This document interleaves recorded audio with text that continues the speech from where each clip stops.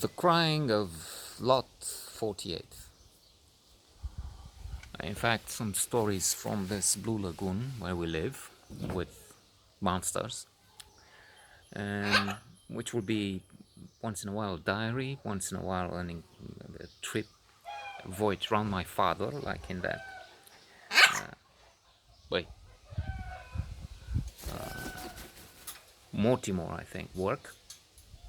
And as for Lot 48, Lot 48, the Crying of Lot 48, not 49, because I've been trying to read for one day, and then I give up. Crying of Lot 49, Thomas Pynchon. Note on that in a serious way, written there on the blog, which you should visit, you two people who watch this, because it's postmodern, and that's clearly not my thing. I mean, I like traditional, if you will, literature, old-fashioned, passé, some would say. I moved on to Tales of the South Pacific, James Michener, fabulous, good old stories of the war, phenomenal. There will be enough for that in the next few days, 2, 3, when this will be finished. So last time I was talking about my father, which reminds me in parallel with Tales of the South Pacific. Now there's Mouse by Art Sibelman, a graphic novel. That's a new thing for me. I used to avoid them as silly for children, but some of these are serious. And in Mouse, you have the story of the Holocaust, the ordeal of the father of the author, and not on the same scale, evidently, but my father had to go through a lot too, because he lived and died under communism, got sick, Femina, perhaps in part because of the intensity, the anxiety with which he had to try and make efforts to get food on the table, if you will, cope with the adversity of communism. He was perhaps the ultimate libertine rebel. He liked to move. He liked to. I think he was philandering as well. I mean, he liked to talk with women. Maybe that was all he did, or mostly. His son, that one,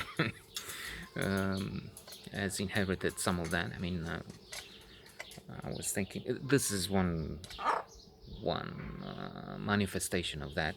No one to talk anymore, not just in the confinement. Well, when the club will be opened again at the Radisson, we'll see how that goes with the COVID-19 and the rest.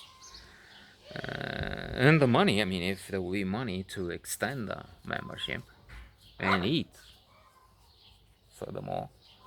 But this will be the place where there will be some conversations, though once in a while it's difficult or impossible to have one, and I avoid those quite a few, or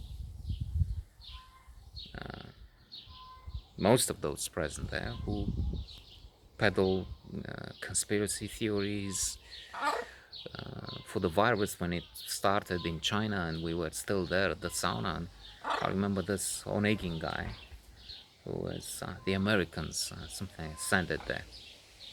True.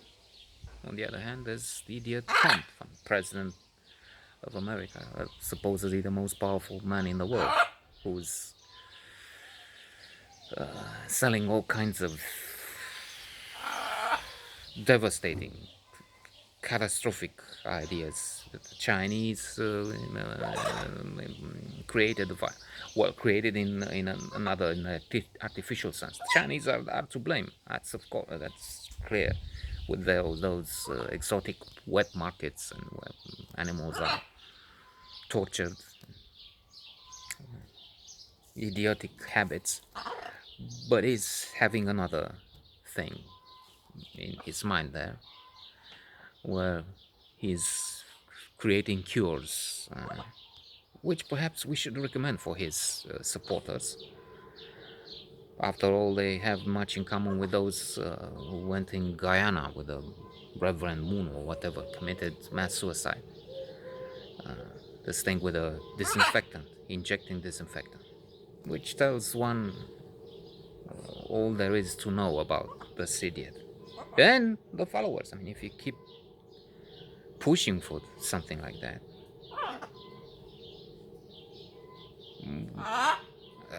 let me finish here and not get into vicious thoughts.